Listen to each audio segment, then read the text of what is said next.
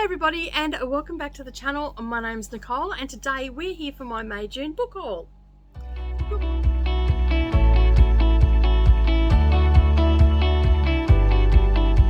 Good morning or good evening everybody, no matter where you're watching from. Thank you for taking some time out of your day and clicking on this video to see what it's all about. As I said, it is my June book haul, and if you're new here, don't forget to hit that subscribe button and the little bell icon beside it, and then that way you're not going to miss out on any of my future bookish uploads. And if you're a returning viewer, thank you so much for taking some more time out of your day while we talk all things book haul. All right, so I've had quite a few books come in, and I purchased quite a few books this month. I don't get any advance reading copies or anything like that. These are purely just out of my budget. Some of them are my classics that I'm buying, but unbeknownst to my daughter, I am getting her the cloth bound ones, but they're on my, they're mine, but she'll get them. She has a fair few of the Penguin classics on her bookshelf. I used to have a fair bit, but I lost a lot of books, and a lot of my classics got really damaged during flooding and a mouse plague that I had when I lived out in the rural areas of Queensland. So I am now in a position where I can start replacing some of those books, and I've decided that my new obsession is going to be the cloth bound books. So I am slowly but surely looking at all the different ones. So I'm going to start with those because I've had a few come in and I've still got a few on their way. And so I'm trying to probably get, instead of going out and buying coffee from a cafe, I'm now spending it on books. So basically my weekly coffee budget that I used to get a coffee every sort of day, and my coffees are about $5.50. So over a week, that's a fair chunk of money. So I've been trying to get at least one book a week. But I had some extra money, a little bit of extra pocket money for some side work that I did. And I hit my husband up. So I said, hey, can I have some money? I want to buy some books. He's like, really? You want to buy more books? I'm like, really? You want to buy more cars? And he goes, fair call, and handed me some money. So I ended up getting, these are the Puffin cloth bounds that I've got, and I also got a Penguin cloth bound as well. So these ones are more your children's classics, and I've got a whole collection of children's classics that I got in the late 80s, early 90s, and it came with a magazine. I thought I still had some of the magazines, but I don't. They must have got damaged as well. And yeah, so they came with a magazine about the time, about the author of the book, and it had all that sort of stuff. And most of that stuff now you can find online anyway. So I'm disappointed that I don't have the magazines, because they would have been brilliant for the grandkids, and even for me to sort of go over and reread them and stuff like that. So I'm a little bit disappointed in that aspect, but at the end of the day, it is what it is, and I don't have them. All right, so the first one I got, this is one of my favorite books when I was younger. I sort of remember the story, so I'm going to reread it as well. So that was another reason that I got it, and that is Robert Louis Stevenson, Treasure Island. So as I said, these are the Puffin ones, and so it's 15 men on the dead man's chest, yo yo yo, and a bottle of rum is all that's on the back. So like, I read this, I was really young, and I've never reread it, so I don't really remember the story. Like, I know what it's sort of about, but I don't really remember my experience of reading it. So I'm going to read it again. I think this was probably one of my first adventure books that I read when I was a kid, but I would have been 9, 10 maybe, when so like 40 years ago. Oh my God, I'm bloody old when you say it like that. But anyway, as you can see, they're got a little bit of sheen to them, and they're the cloth bound ones, and inside is just fairly plain. Some of them, I have been told, some of these do actually have some pictures in them, but this one is not one of them. So yeah, so there's that one to add to the collection. And as I said, these are just getting added, and they're more for my daughter in mind. The Black Beauty, this was a book that I read a couple times when I was a kid as well. I'm not really going to go into them because most people know what they're about, and when I read them, I'll do a wrap up anyway. I'm actually thinking of starting a new series on the channel where I just talk about the classics that I'm reading, because I am reading more and more classics each month. And I've been doing a lot of, like I've been talking a lot with Reed Fine Books, and I'm terrible with names and I've forgotten her name. Anyway, we're from September onwards we're doing the Bronte sisters, so doing buddy reads over there, so it's really good. The next one of my all-time favorite books is it's right up there with Anna Green Gables, is The Secret Garden. I love found family sort of books, and this is definitely one of those sort of books. And I love the they're gold roses, and I also really like the movie as well. All right, the next one is, and I'm thinking that when I read the books, if there is a movie available, I'm going to watch the movies, and like, yeah, it's sort of just one that I'm going to do. The next one, and this is I love this. Wizard of Oz. Look at that. How gorgeous is that? There's No Place Like Home is on the back. These stickers come off really easy too. Like they're not going to damage the book, I hope. Well, I haven't had one damaged yet. It sort of leaves a little bit of shading on there, but not too bad. But yeah, that's absolutely gorgeous. I love that. All right, the next one that I got is Frankenstein, and this is one of the first ones that I will be reviewing on the channel, because I'm doing this as a group read with Reed Fine Books. I really don't need to go into them. I mean, most people know what they're about. And I got another copy of The Christmas Carol. So for those that don't know, The Christmas Carol is one of my favourite Charles Dickens books. I love it. It's a quick read. I generally read it every year. I've read it to the kids, and I've read it for myself. I read it again at the end of last year, and generally around Christmas time I pick it up. So I will be obviously reading this around Christmas time, but I fell in love with this cover. It is just, I think the red, I don't know, I just love everything about it. The top hat, the way that the title's in the top hat, and then all the bits and pieces around it. It's very Christmassy. That's the back. It's just gorgeous. I mean, absolutely gorgeous. I could just sit here and look at it, and I won't touch it a lot. Only fingers will wreck it. But yeah, I will add that to my collection of that. I've got it in the children's classics books that I've got. I have it on Kindle of that edition, and I also have it in a older book that also has Nicholas Nickleby in it, and I can't remember the other book that's in that one. It's like an omnibus one, and this is in there. So that is another one, and I think that book was published in that printing of that book that I've got in there was published in 1930 something. So yeah, it's a pretty old book. All right, so they are all the Puffin ones that I have been able to get so far, that were available, that I could find, that were in stock anyway. I think there's a couple more, but they were out of stock. The other ones that I've been collecting, and I started with my all-time favorite, which was Alice in Wonderland, and it's got, I love the flamingos on it. So this is now where the penguin cloth bound ones. So that's by Lewis Carroll, for those that don't know who wrote that book. And the next one is, I got Middlemarch. I have some Charles Dickens ones coming, and I've got the Bronte sisters coming. They got delayed for some reason, so they should have already been here, because I ordered them the same time as this, and they said that they were coming, but then I got another notification that they were delayed. So I got these. This one is Middlemarch by George Eliot, and I am doing this as a group read with Reed Fine Books, and it's all linked up down below if you're looking for these groups that I'm doing, and they're on Discord. So yeah, so as I said, I am starting to collect these books, and I'm super excited to get them. As I said, at the end of part of the year, I'll be reading, along with Charles Dickens, I will also be reading the Bronte sisters.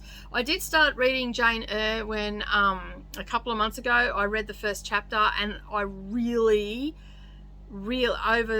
like just reading that one chapter, I feel like I'm really going to enjoy those books. So fingers crossed. As I said, I'm going to read them and then start a series on the classics of just my thoughts. It's not going to be super analytical or anything like that. It's just going to be me giving you my thoughts about the book and whether it's worth your time or not. All right, so I should not go near bookshops. I'm telling you now. All right, so I will start with this one. I got this because I have already read this. This is a reread for me. I am reading this in the month of July with MJ from Reading This Life. So I wanted to do the physical copy this time because I really enjoyed the audio, but I think I might get a lot more out of the book if I have it in the physical. So I wanted to read a different format of it. So that's why I've got that one. And that's by V.E. Schwab. And it's the Invisible Life of Ali LaRue. I probably should say the titles. The next ones that I got were to go with the collection of it, which is the Practical Magic series. And guess what? Bought them from the same place online.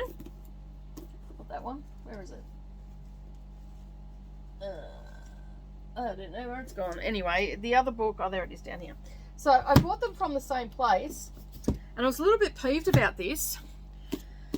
So I got this originally from QBD Book, etc. And then I got this from Amazon because I couldn't find the first book in the series. Okay, so yeah, so I couldn't find, the other books, and the only place I could find them was on Amazon. So I got it from this one next, and then I bought the next, I bought Practical Magic and the Rules of Magic. My pet peeve, same place. Even sent a message saying, are they the same size as this book? Gave them the measurements and all the rest of it. Oh, yes, yes, yes. No, they're not. No, they're not. Ugh. So now I have 2 books this size and 2 books this size, and I'm just going to have to live with it because that's just how it is. So yeah, so I've now got the complete series, the 4 books in the Practical Magic series. So I'm pretty happy about that. So I'm actually holding them over to summer. They are going to be my summer reads because I'm thinking that I'm going to read the whole series back to back and just spend my Christmas week reading that. A little bit of magic. All right, so the next ones that I've got are some new releases, some things that have been that are actually on my 22 in 22. So I'll start with those. So I'm going to start, and I know nothing about them. They were just new releases. I read, I think, a little bit of a blurb, and I thought, yep, no worries. There have been a couple people that actually have talked about them, one of these books on their Booktube, and I have listened to that, but to be honest, I can't remember what she said. So, and that is The Book of Night by Holly Black. I've never read anything from Holly Black before. But I think she's predominantly a YA writer, and this is her first adult fantasy. Dark, strange, thick, with mystery and twists, is what Lee Bardugo says. So yeah, she's written a little blurb on the back. So and so James Rowland put on the back, if Neil Gaiman channeled Stephen King, the result would be this book. So I'm going to go with that. I'm pretty happy about it. It's all over Booktube. Everybody's talking about it on Booktube. I don't know if in the real world they're talking about it, but on Booktube they are. So I thought I'd give that a go. I don't know when I'm going to get to it, a lot of these books, but they'll pop up eventually. And the other one is Jennifer Egan. This is a Pulitzer Prize winning author, A Visit from the Goon Squad, she won a prize for, and so this is Candy House. This was a new release this year. When Goodreads put out their most anticipated, it was on there, and I picked it purely because of the Candy House and the cover. And that, I didn't actually read anything, so I'm quite happy to pick books like that and not know anything about them. And because I think sometimes when you read about the book or you hear book reviews and stuff like that, if I've got a book that I don't want to get hyped up about or anything like that, or go into it with expectations, I will avoid those reviews. I won't look at their reviews. Like might look at the first paragraph on the hook that they have on Goodreads. I might look at that to see if it is something that I will gel with, but I try to avoid any synopsis. I will avoid any video where they're doing a book review on it. and that's why with my book reviews, I don't like to go too deep into what it's about. I just say, you know, this is what I thought. It was a great book. This is what I didn't like. And that's sort of how I do mine. And I've been doing them like as I finish the book. So you're actually getting my raw, sometimes waffly book reviews. But I do pay attention what's going around on Instagram, like books that are you know, seem to be getting star ratings and stuff like that, because that's sort of unavoidable if you're on the platform. And so I do tend to get a few book recommendations from that, but I still won't read their reviews. I'll see their star review and go, oh, okay, so they thought it was a good book, but I won't look at why or anything like that in case there's spoilers. All right, this one come up onto my radar through Booktube and also Instagram, and it is the Atlas 6, and I believe I think this might be Dark Academia. Yeah, it doesn't really have any blurbs or anything. 6 are chosen, only 5 will walk away. So yeah, that's all right for me. This is a must-read TikTok sensation. Like, really, do we really need stickers on books like that? And I don't even think I can get that one off. No, I can't. So yeah, I like the cover too. Really nice. So I don't know anything about that. It's a secret society. I like that sort of stuff. The next one I came across on down at Big W, and I am getting back into my Dear Jane quilt, and it's all blues, and I thought I would read this. I just like the look of it. I have no freaking idea what it's about. It's The Language of Food by Annabelle Abes. And it is it's a novel, and it's set in 1835, England, 1835, and is told by her publisher to write a cookery book instead of poetry that she loves, and she refuses. So I thought, well, she's a bit defiant. Let's have a look and see what that's about. The next one, oh, this is another group read that I'm doing. This is in August. This is my friend's exorcism.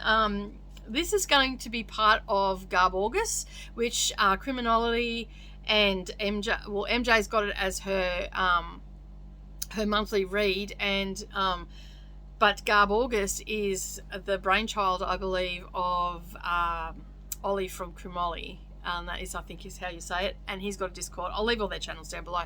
But yeah, I'm going to read this one. I just love this look at this one. It's like an old VHS.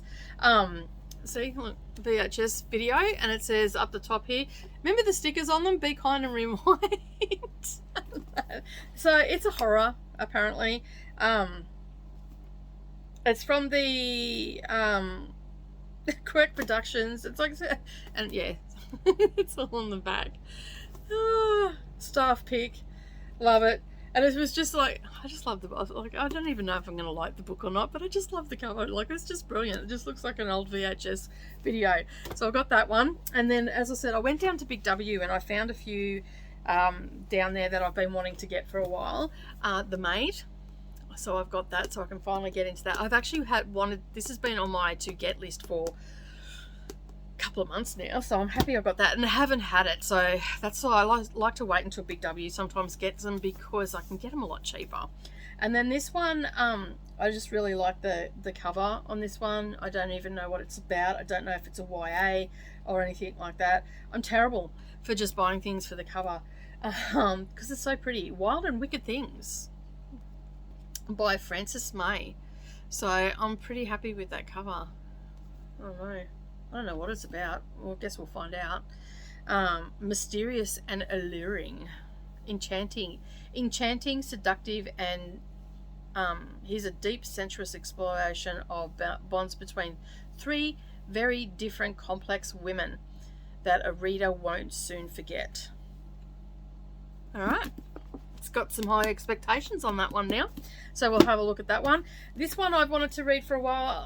This one came onto my radar through Amanda from Reading and Writing Life, and she really enjoyed it, so I'm going to take her up. She's been pretty, like, I've read a couple of the books that she's talked about and recommended, so Amanda, I'm reading it. And that, so I don't know much about it other than what she said on hers. It is historical fiction. It is set in 1922, and I believe he is he's being held prisoner. I believe he is. I could be totally wrong, but just check out my weekly updates. You'll know when you see my TBRs, when they're coming up and all the rest of it. So most of these books I'm sort of holding off until Christmas time, when I take some time off. Who takes time off? I don't. And then I've seen this one. I got this for $10, A League of Gentle Women Witches. And so I got this one, which is the first one in it. Apparently that's book 1. So the Wisteria Society of Lady Scoundrels. And they're only small books, so I'll burn through them pretty quick. So I got that. I ended up ordering this one online because it wasn't available down at Big W, and it was only $13, and this one was $12 from Big W. So I've got those two, and I'll probably just read them back to back because, I mean, I think they've only got like 300 pages, 317 and 336. So yeah, I'll just probably read them back to back, like one each week, and then they'll be done. But yeah, again, the covers, like book covers have come so far. Like when you think about some of the ones from the 70s and 80s, and then you look at these ones, they're just so beautiful. So, but that is my book haul for May and June. And it was only the latter part, and I've still got some coming. So I've got the Bronte Sisters cloth bound coming, and Oliver Twist. So hopefully they'll be here sooner rather than later. But thank you so much for joining me today. If you have yet to subscribe, make sure you hit that subscribe button and the little bell icon beside it. Give me a thumbs up too, so I can get seen. And if you are a returning viewer and you have not yet subscribed, maybe please consider hitting that subscribe button, because you've obviously been back a couple of times and you're liking what you're seeing. And I will see you all again next time. Have a great day, everybody. Get lots of reading in, and bye for now.